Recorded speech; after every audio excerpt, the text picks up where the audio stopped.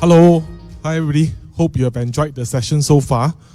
I was just chatting to find out how much time we have. I understand we have 25 minutes, so we're going to have to speed through this with a little bit more agility built in and maybe exercise some of our critical core skills in the process as well. So I'll quickly get started perhaps. I'm going to go straight into it, right? Or the title of this, if you like, chat is really about why organizations are not sending more, right? I mean, if you think about it, the context basically, if I were to ask whether everybody in the audience, including our panelists here, feels and think that critical core skills are important, I don't think there's any doubt that all of you would be nodding your head like what we are doing here, right? Then the million-dollar question is this, right? Then why are we not sending more of our colleagues and staff for training, right? And that's the crux of the issue. So perhaps, I'll start with this question, and really is that, how do you actually measure ROI, return on investments, when you think about, this? I know for technical skills and so on, it's a lot easier. For critical core skills, maybe a little bit more difficult, but I thought it's useful to get perspective from the panelists. What do you think are some of the ways in which we can, measure success, for lack of a better word? Dennis, you have anything else? Yeah, I thought I spent a couple of minutes to share my own journey. You see, I think some of you are public service, some of you private sector. But when I took on this job as CE, my mental model going into the organization was similar to everybody else, right? There's all this training being done. Some people get to go on scholarships. Every year, the HR and training department will curate certain courses, etc., etc., etc. But one fine day, I woke up from the wrong side of the bed and asked myself, actually, money we have, right? Because already we have a training budget. You're supposed to be spending 2 to 3% of your payroll on training, right? There's some kind of gold standard that we follow. Civil service, 80 to 100 hours a year spent on training, right? Then I realized that actually there are all these things happening within the organization. So I asked my HR and training people, what's happening today? Well, our officers meet the 80, 100 hours, but they go for all kinds of funny things. Maybe cooking classes, maybe, I don't know what, all over the shop. Everything was all over the shop. I was like, okay. Then I got another bunch of business leaders to say, and Kavita showed you the journey. What we need, and SSCF and all that. Okay, then it came to management, and then we asked ourselves, why can't we send everybody for training in a structured way? Let's find a partner. We settle on Ngee. And the aha moment was actually we had enough budget already in existing. I'm sure public sector agencies here you also will have. I'm a department, I'm not a stat board, I don't even make money. We already have the budget, we already have the time. All we needed to do as an organization was to sit down with a partner to curate based on our needs, and we could send everybody to be trained. And my next aha moment was, please don't ask your staff to go for training after office hours and weekends. Right? How many of you want to? The first proposal that came to me was, please sign up for Kok Yang's NP's specialist diploma course. Staff will go one Saturday for 1 year and they'll get a specialist diploma. I threw it out of the window, right? I said, if you ask me to go, I don't want to go. You pay me, I also don't want to go. I got family to feed. I need to bring my kids out. Where's my work-life balance? So, to me, the hardest part was perhaps to change the mental model to say, why don't we give everyone in Vital the chance to go for like a mini scholarship? You get it for free. Vital pays you. And then my HQ said, make them all sign a bond. I went to my PS and the DS and said, don't be crazy lah. It's not that expensive. Nobody talk about cost today, right? So let me talk about cost. After all the subsidies from SSG, MOE, still got, right? Still got, If you don't have, please educate me.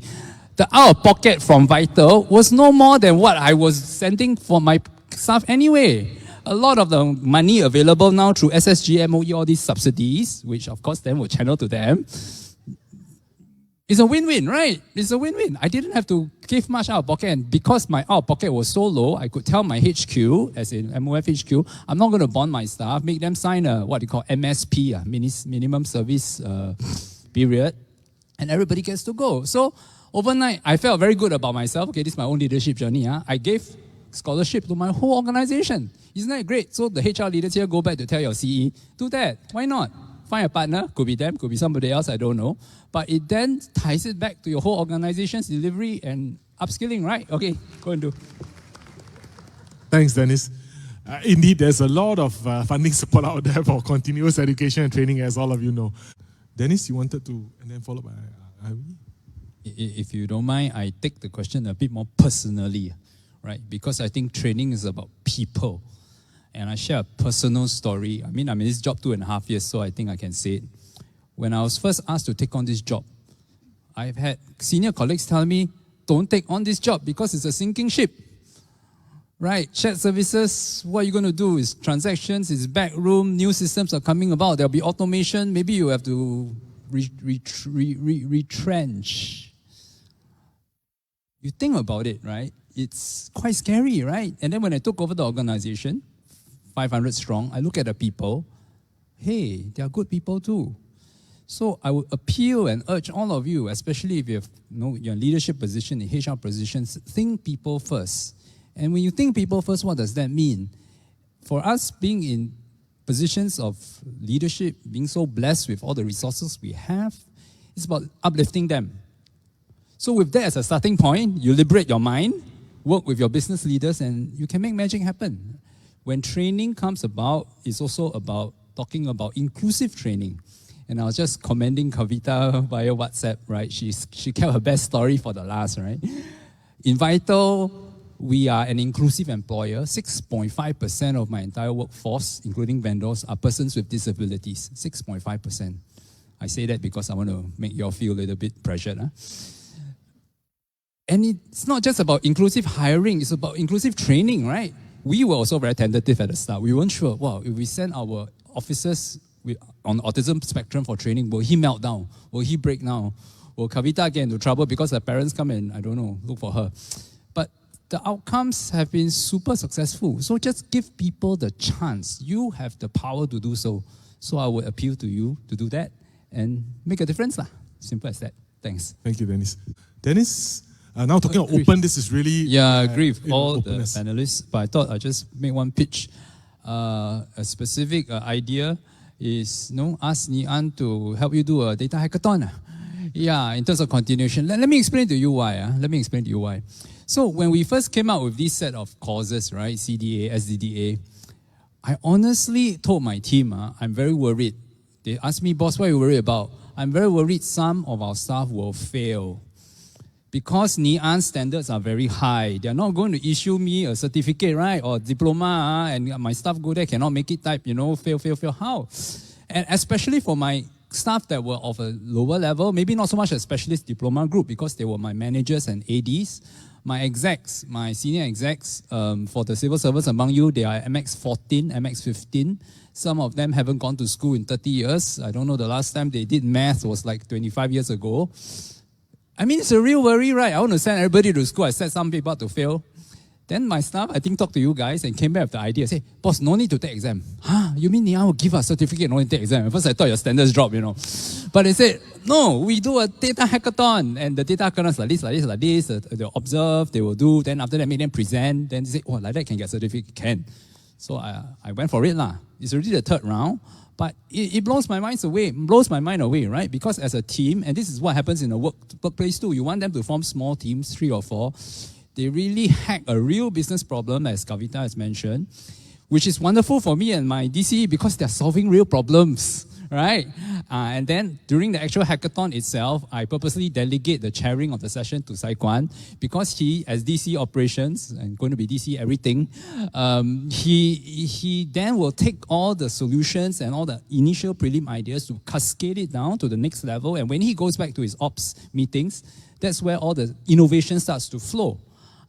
So it ties back to my earlier pitch as well. Instead of letting all this training be all over the place, if you curate something with any partner, of course, Ngee you should consider, follow it through with some kind of a hackathon, some kind of mass event, follow it through, bring it back to your operations and business units. It's a win-win-win-win-win-win across the board.